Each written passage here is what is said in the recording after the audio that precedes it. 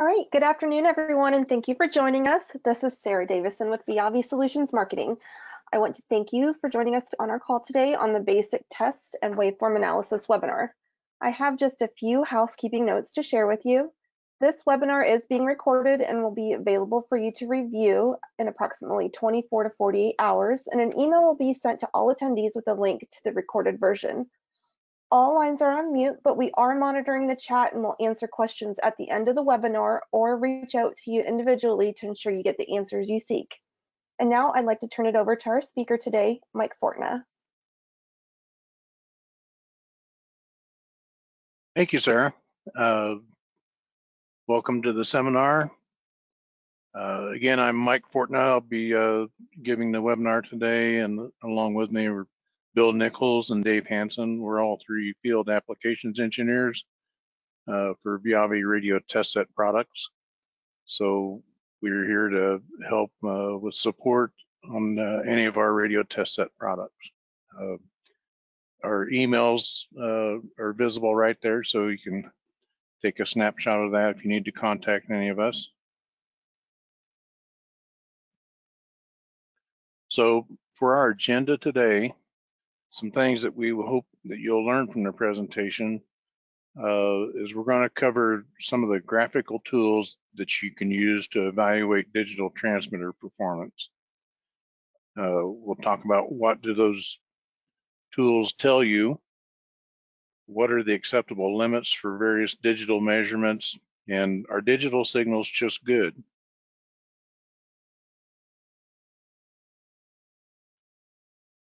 Before we get into actually some of those graphical tools, I find that it's always better to make sure everybody has just a fundamental understanding of how this signaling works with some of our digital technologies.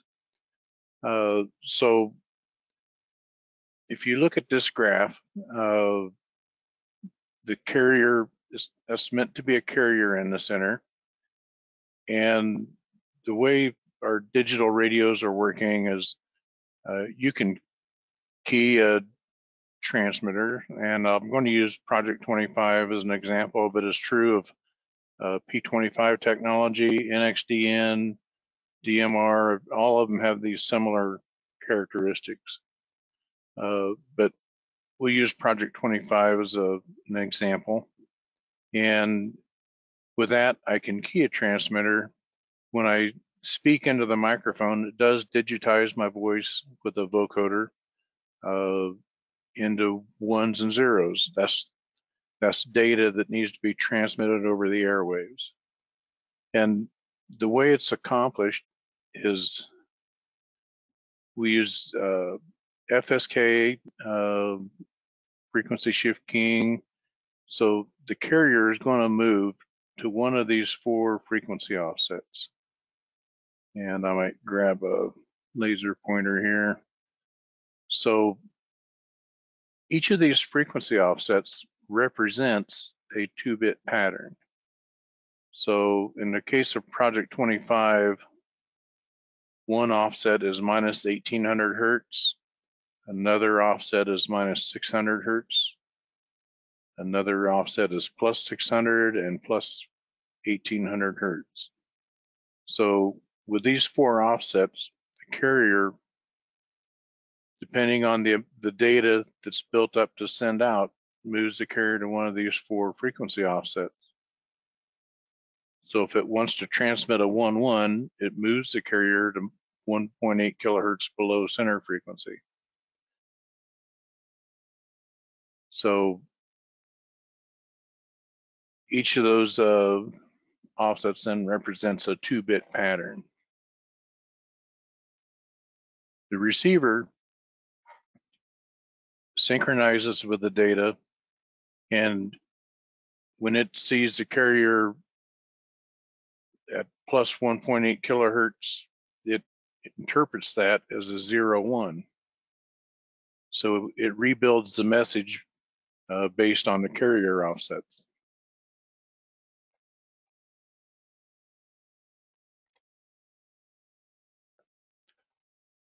So it'll work a little bit like this illustration here. There's a 1-0, it moved the carrier off to the 1-0, a 0-1, and then 1-1. So even when you're not speaking, when you're transmitting, it's transmitting all these ones and zeros. So as the data is built up, the carrier just keeps offsetting to the proper 2-bit pattern, and the receiver deciphers that. So there are 4,800 symbols per second, and a symbol is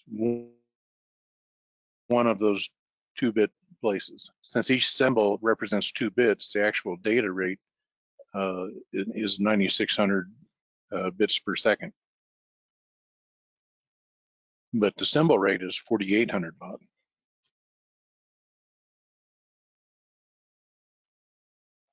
Frequency error is a measurement that we're used to in both analog and digital systems. However, in digital systems, the measurement is done quite differently. The measurement is done, we measure the frequency error of each symbol. So in analog mode, we would just measure the carrier frequency, but it can't be done that way with digital signals. So we measure the frequency error of each symbol, we sum those together and divide by 4 to come up with what the actual frequency error is. So, and with a digital Project 25 signal and an analog service monitor, it's not going to give you the 0 hertz frequency error. It's going to kind of gravitate to where the data is more prevalent.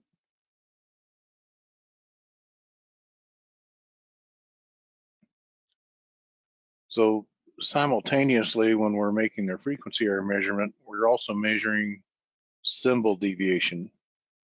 So we measure the deviation of each symbol, and this is done over 144 symbols. And the meters will show a single value of 1800 hertz in that example, but it's actually measuring the deviation of each symbol, and then summing those together, dividing by 4 again, and equating that to a single symbol deviation based on 1800 hertz, or actually not 1800, but whatever the maximum symbol deviation value is. In Project 25, the outer limits are 1800 hertz. DMR is 1944 hertz, so it's going to be based on the type of modulation or technology being used.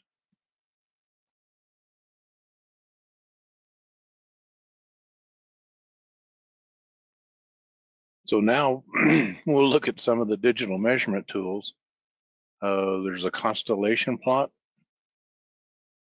This is another example of a constellation plot, but with 64 QAM type modulation. This is a distribution plot.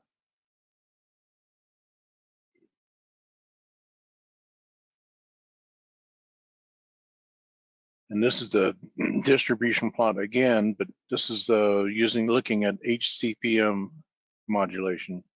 So one thing you can see is that even with the same type of plot, if the signal is different, it's going to appear differently. A DMR eye diagram. And again, this is an eye diagram, but this is of a P25 LSM signal.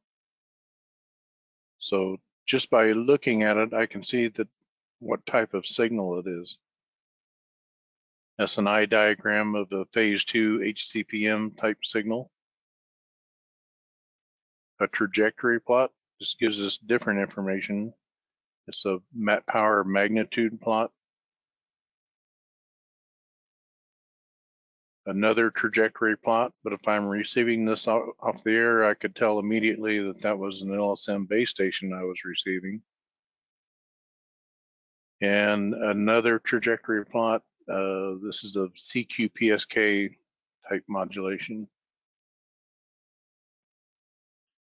With TDMA type signals, it's useful to see power profile plots. So this is a power profile ramp. And then a full power ramp that shows the entire power cycle of a ramp. And then there's a power over time plot that can show us if power is varying over time.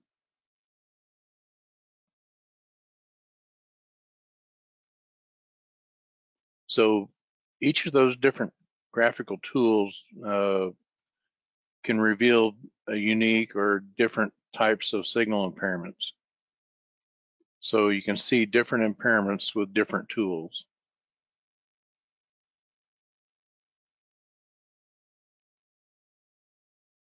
So one type of signal impairment is modulation fidelity or FSK error. And I'm going to zoom in on this real quickly. And this is an example of a good signal, what a good signal would look like. I can see on a distribution plot that the signals are fairly clean or narrow lines. On a constellation plot, it's kind of a small dot that's landing within the target areas. And on the eye diagram, I see there's a tight intersection point on the center dotted line. If I look at this signal, a signal that has modulation fidelity or FSK error of 6.3%, I can see that on this distribution plot that it looks noisy. On the constellation plot, I can see that it's not a fine dot, it's more of a spread across. The constellation plot is actually like looking at the distribution plot from the top down. It's another way to look at that. And the eye diagram, I can see it doesn't have as tight of an intersect point as we had with the good signal.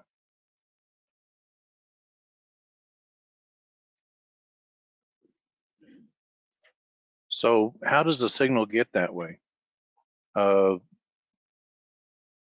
Unfortunately, almost all radios allow us to make adjustments that can make this happen. So usually there's a deviation balance or modulation balance, some type of deviation adjustment that if it's not done precisely, you'll end up with a signal that has high modulation fidelity. That's why specifications on test equipment are pretty tight for modulation accuracy measurements. Most manufacturers like 2 to 3% accuracy on a deviation meter to be able to make these alignments. The maximum allowed FSK error or modulation fidelity is 5%. So the impact that high mod fidelity causes is it can impact your coverage area. So actually all of these different signal impairments we're going to look at today can impact coverage area. And not only can you have just one, but you can actually have all of them at the same time. And when combined, it's especially hard for the receiver to decode these signals. So mod fidelity or FSK errors is basically a quality measurement of the digital transmitted signals, the RMS deviation error expressed in a percentage. And most commonly, what causes it is a deviation alignment.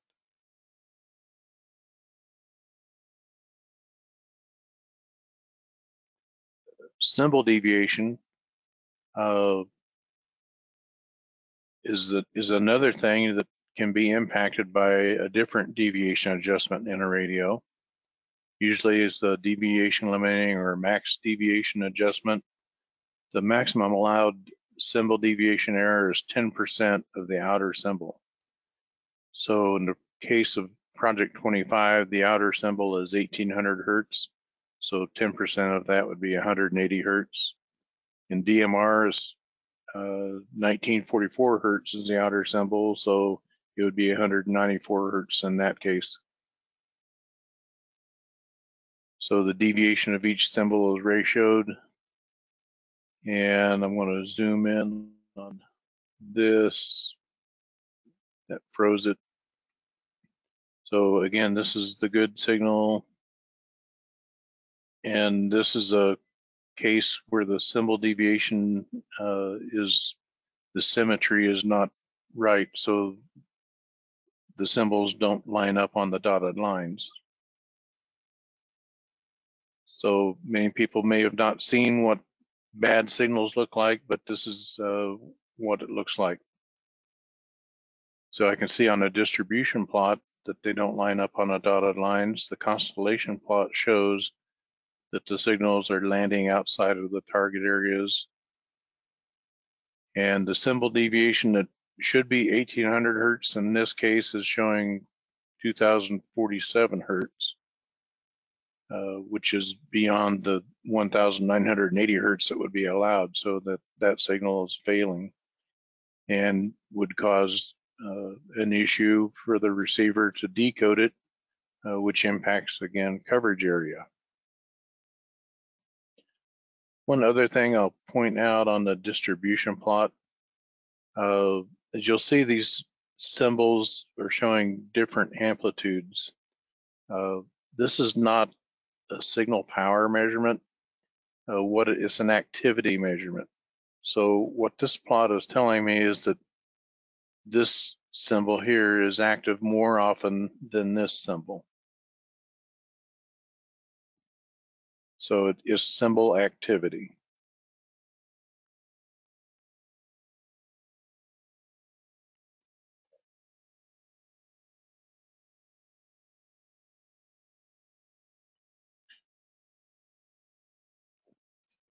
Okay, so we talked about this a little bit already. This is a chart that shows some of the different symbol deviations or symbol offsets based on technology.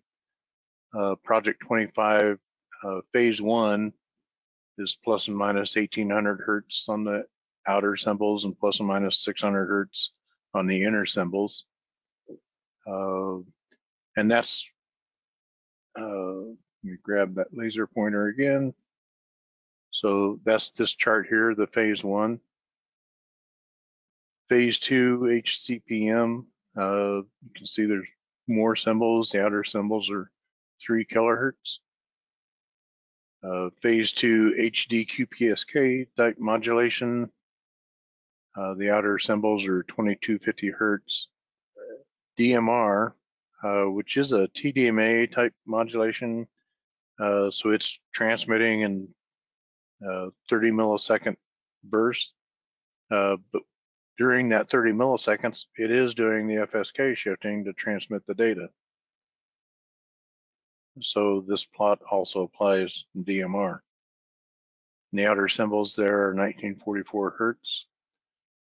NXDN has 2 different baud rates associated with it, 4800 for very narrow and 9600 baud. And I can see that the 4800 baud NXDN only occupies 6.25 kilohertz bandwidth, and the 9600 baud of NXDN occupies 12.5 kilohertz of bandwidth.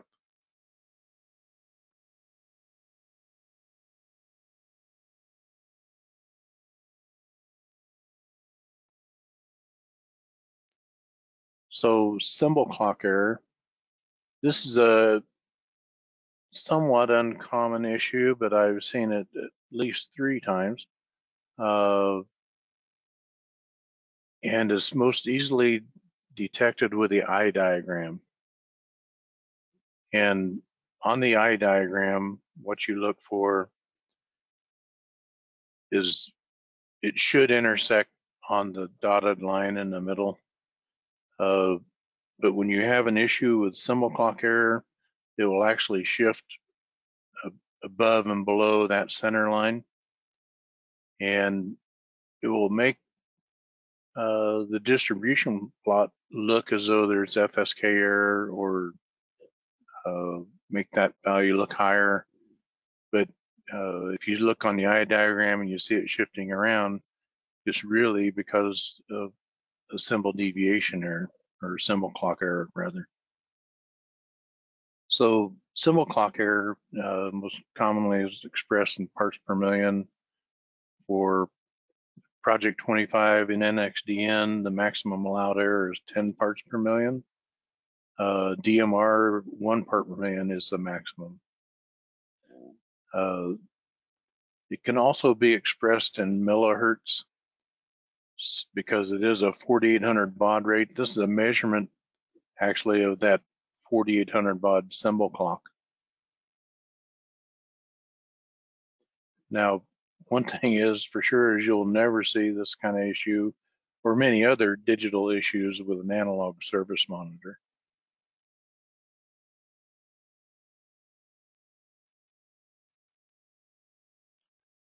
A little bit about trajectory plots.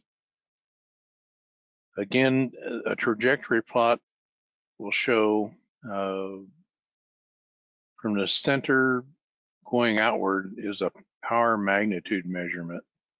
So with C4FM, which is used with Project 25 Phase 1, that's a constant power type modulation source. So on the trajectory plot, it appears as a circle because the power is constant. And that's what I would expect to see. If the power were fluctuating, I would actually see that. It wouldn't be quite like a circle like that, but I would be able to see power fluctuations. And this is the associated bandwidth that signal occupies on the spectrum analyzer.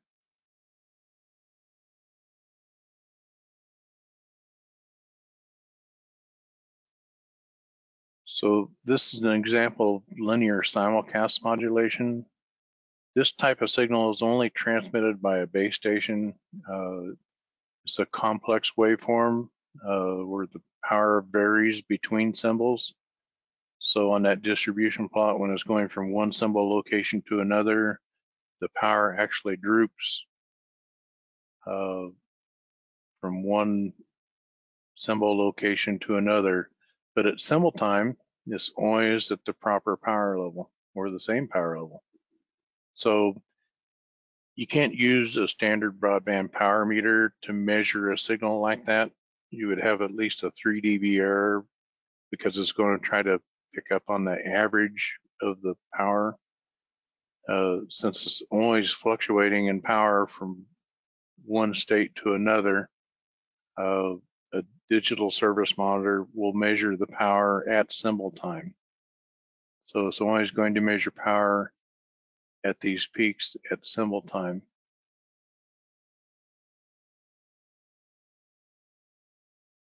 And down below, that signal also occupies 12.5 kilohertz, and we can see that on the spectrum analyzer.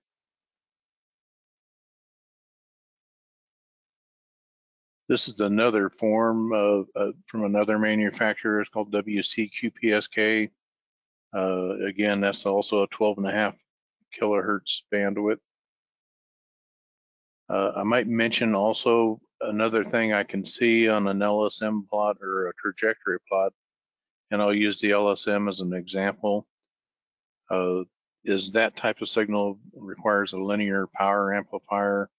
If that amplifier were to go into compression, I would see the center of that diagram kind of try to spread out and look more like a circle. It'd be showing me that the power amplifier was in compression.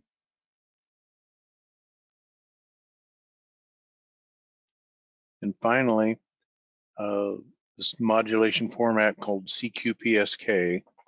This is actually a 6.25 kilohertz modulation scheme. This is what in the beginning people thought what might end up being phase 2. That never did happen. We went on and they developed HCPM and HDQPSK modulation types to be our phase 2 standard. I mentioned this modulation only because some radios will show that there's some programming for CQPSK.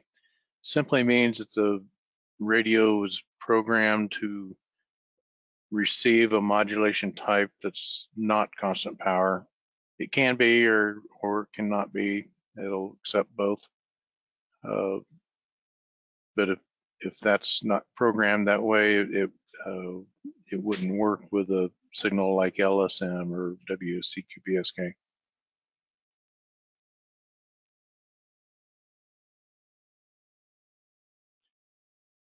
So for DMR and other technologies that might use TDMA, there's measurements for called magnitude error. DMR allows a maximum magnitude error of 1%. And what we're looking at here are examples of a good signal. First of all, there's a, let me get the laser pointer again. There's a power profile full. This shows an entire 30 millisecond power burst. And what you look for on something like this is I should see the signal come up within the window, and then it should drop down within the window. And the power should remain a constant power throughout the 30 millisecond time burst. This particular graph has markers to measure the power at various points along that in that time to see that the power is indeed the same power level. There's a power profile ramp graphic that shows the first 3 milliseconds of the power ramp up, which is over here. It's like a magnified version of the first 3 milliseconds of the full power profile. And it shows the last 3 milliseconds of the ramp down. So the ramp up and the ramp down should appear within the window. If it were to appear drop down outside of the window or come up outside of the window, then the power is actually in a different time slot, and that can be an issue.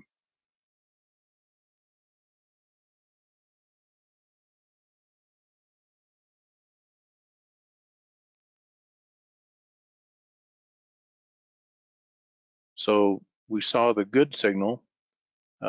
Here's some examples of a bad signal. The full power profile is showing us 2% magnitude error. Actually, the value you get from the meter, there's a meter that's going to reflect this. The graphics just show us the issue so we can see it graphically. But there's always a numeric meter that gives us what the actual value is.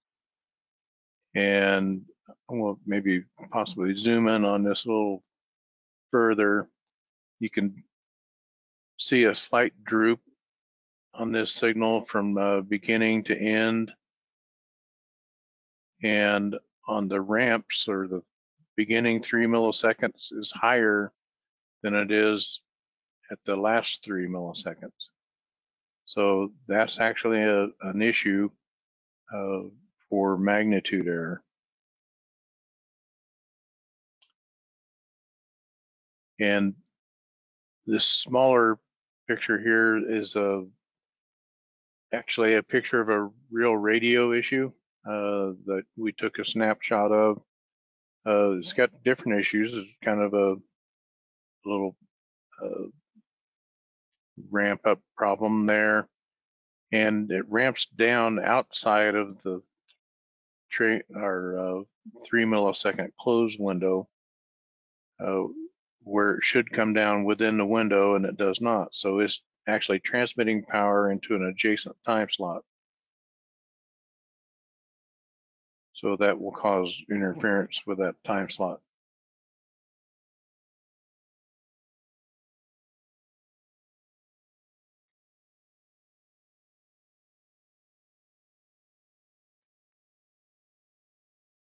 This image here, again, this is a measurement from a real radio.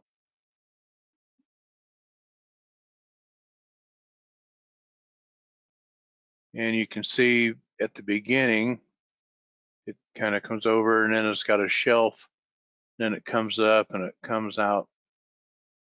This was actually caused because of the battery voltage. So when the battery was fully charged, this radio would show this 2.2% magnitude error. As the battery drained down a little bit, the radio worked properly and showed a very small amount of magnitude error, and the shelf went away. So let me remove that. We double checked this using a power supply. And when we connected the 7.5 volt power supply, the radio performed perfectly. As we bumped it up to 7.7, 7.8 volts, that's the shelf just popped up and it had bad magnitude error. So there's just different things that can cause these issues, but still it's going to can cause an interference. If you had overshoot on the ramp up, that could cause some spectral regrowth and spurious signals in the spectrum, or that interferes with a lot of things.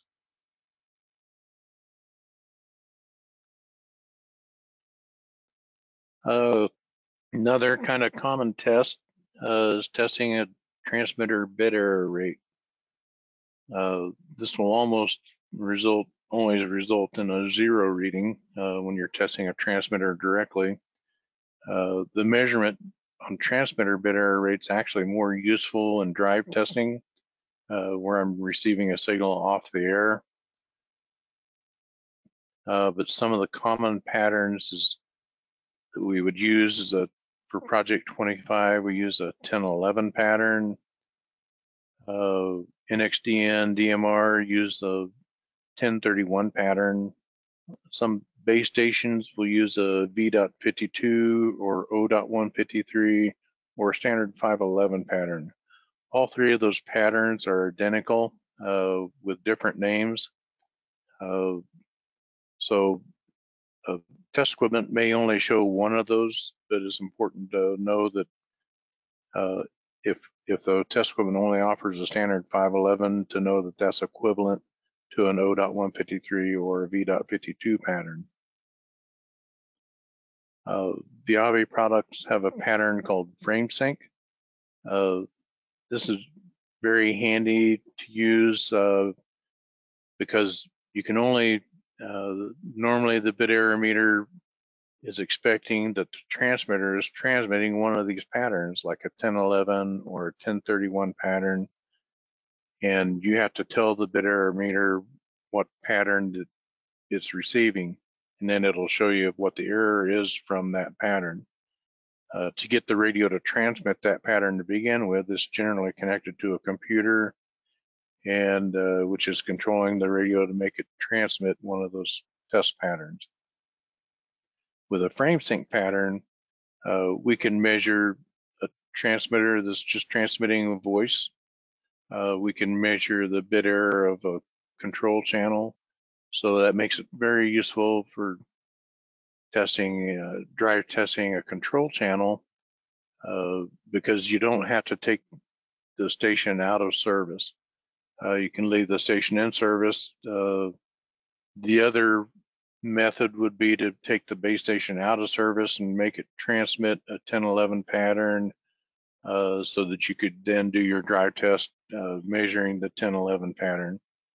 But with FrameSync, you don't have to do that. You can leave the base station in service and do a drive test to see where you might have a bit error rate. So with digital signals, in coverage area, signal strength isn't the only thing that's important. You can have a high signal strength and also have a high bit error rate because of multipath or other issues. So there's a variety of measurements that need to be made on a digital signal other than just signal strength.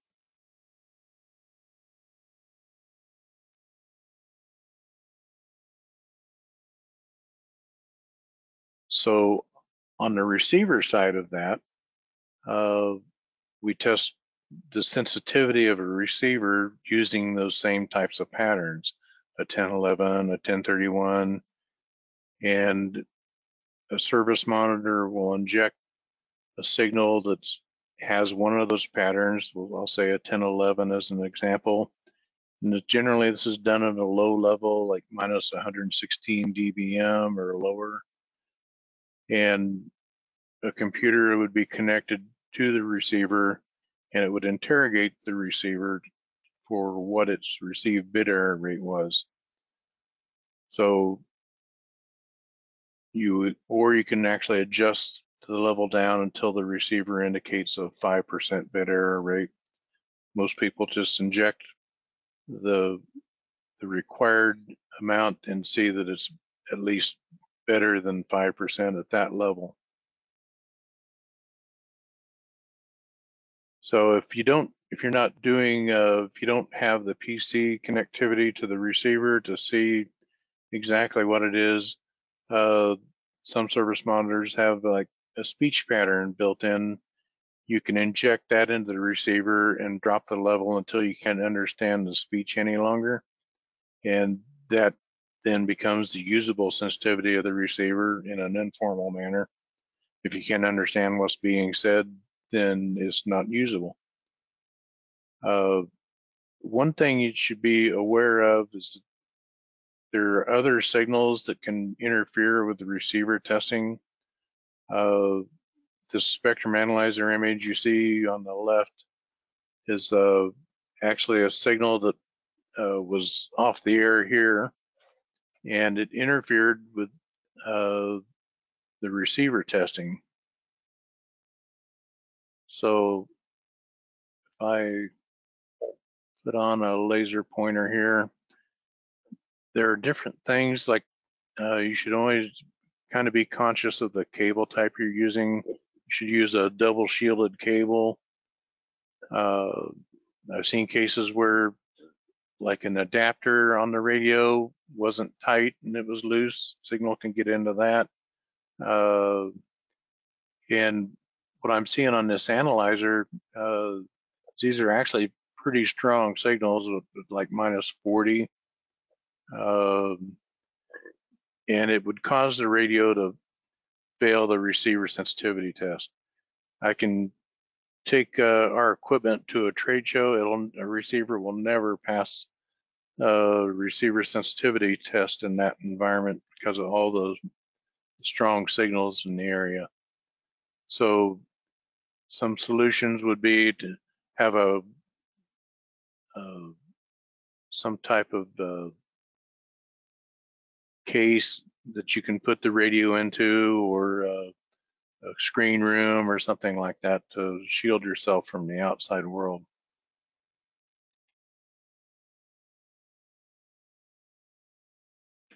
So do signal impairments impact coverage area?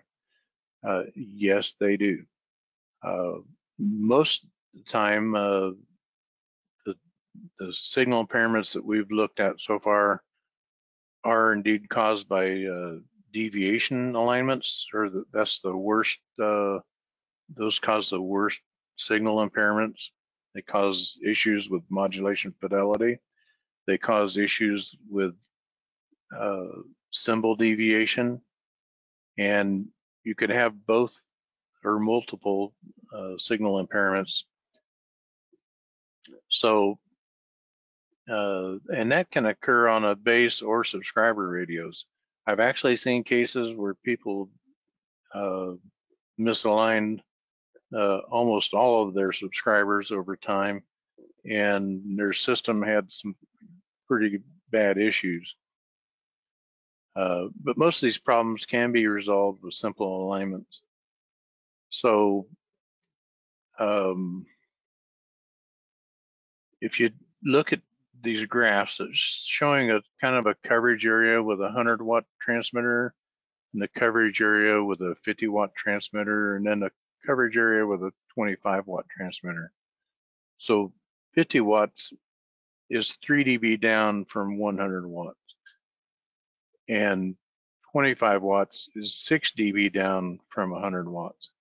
So what I'm trying to illustrate here is that if you have a signal impairment that impacts the receiver sensitivity by either of those amounts, like 3 dB or 6 dB, in other words, it takes 3 dB more signal for the receiver to pick up the signal, then that signal is the equivalent of putting out half the power,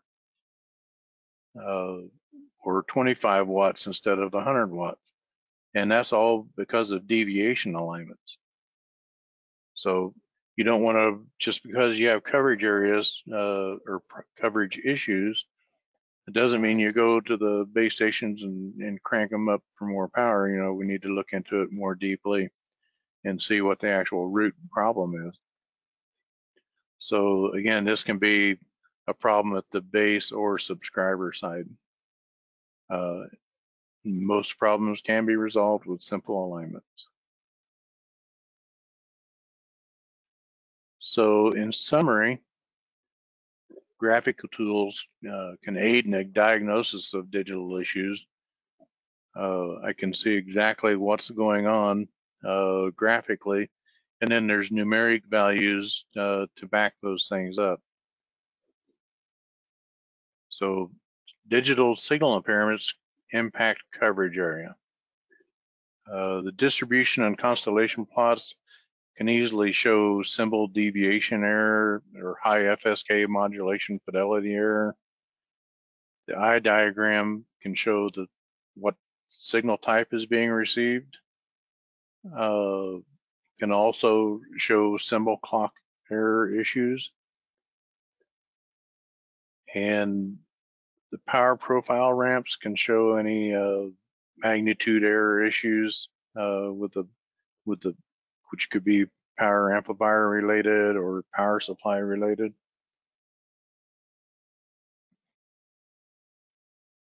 So those are all issues that can be detected just from looking at some of the graphical tools and the digital analysis measurements that are available on the digital service monitor. Speaking of digital service monitors, here's 3 of the VIAVI products. The flagship 3920B, the VIAVI 8800SX, and the small and portable 3550R. These are all products that are available here. And with that, thank you for your attendance, and hope you found the webinar with some useful information, and I'll hand it back to Sarah.